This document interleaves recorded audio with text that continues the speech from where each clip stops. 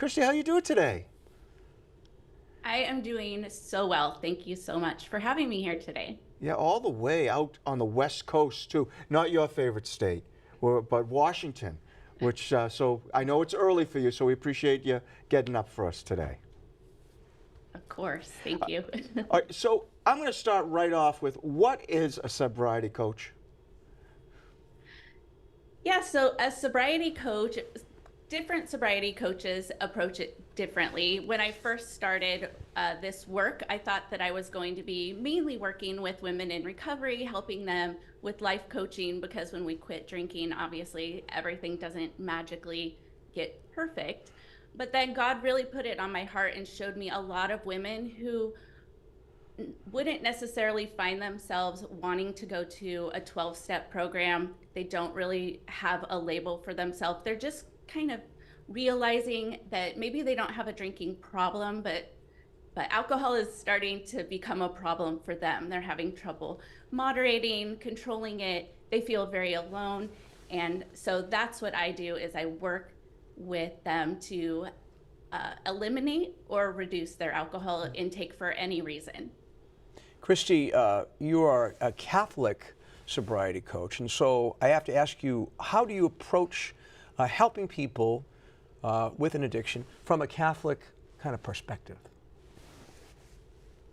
That's a great question. So I can tell you that 100% of the people that I work with come to me because I am Catholic, and they know that I'm going to not lead them into something that is not permissible, or it's really not in line with our Catholic faith.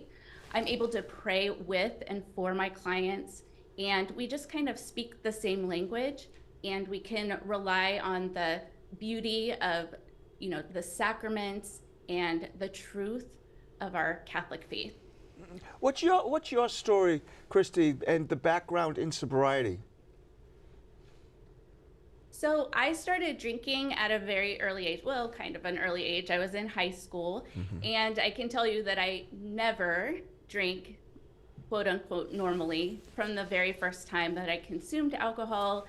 I just didn't have an off switch, and I would consume as much as I could until I basically passed out.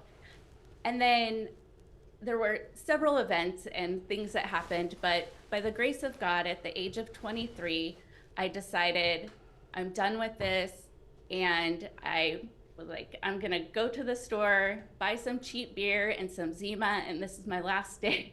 And I drank myself into a blackout. I woke up the next morning and I was like, okay, I'm done. And then my mom had a friend who was very involved in AA, and she took me to my first Alcoholics Anonymous meeting. And so I participated in Alcoholics Anonymous for a couple of years. And then I kind of went out on my own. I felt like I was, I don't know, maybe just like the only Catholic woman out there who didn't drink, because I would go to events, I would go to parties, barbecues, and I felt like I was the only one that wasn't consuming alcohol, which that's my perception, but it probably wasn't always true.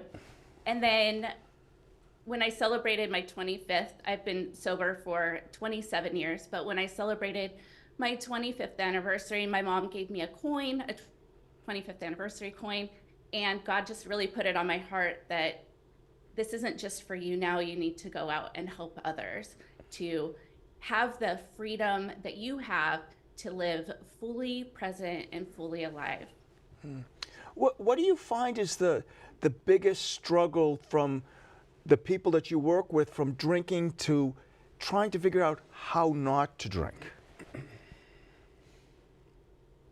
So a lot of it comes down to a couple of things. The first is, a lot of times people just feel like if they aren't drinking, it's more of a social thing. So if they go somewhere and they're not drinking, they feel like everyone's looking at them, or they might feel like people are judging them.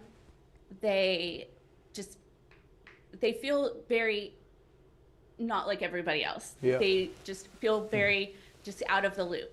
And so that is one thing that kind of prevents people from seeking help, is because they're like, well, what does this mean? If if I'm struggling with alcohol, does that mean I'm an alcoholic? Does that mean I have to go to Alcoholics Anonymous?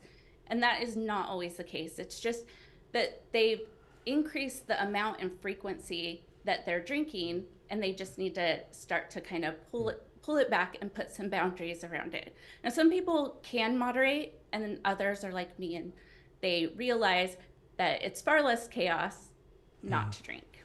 We're almost out of time, but I just want to ask you, what about people who have struggles with other substances aside from alcohol? Are you able to work with them, help them out too?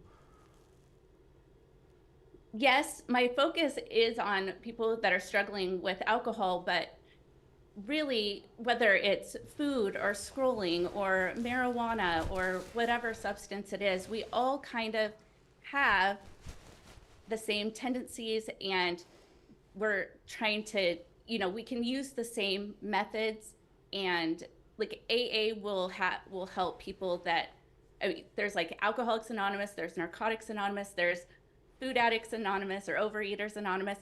And so I think that we can use the same principles and tools and resources to help regardless of what the disordered attachment is. Well, Christie, this has been a pleasure for us, and you're doing such important work. Where can people find out more about your work? I would love it if people would tune into my podcast, the Catholic Sobriety Podcast. You can find it on any podcast listening app or on my website, thecatholicsobrietycoach.com. Christie, thank you so much, and have a wonderful day. Thank you. Bye.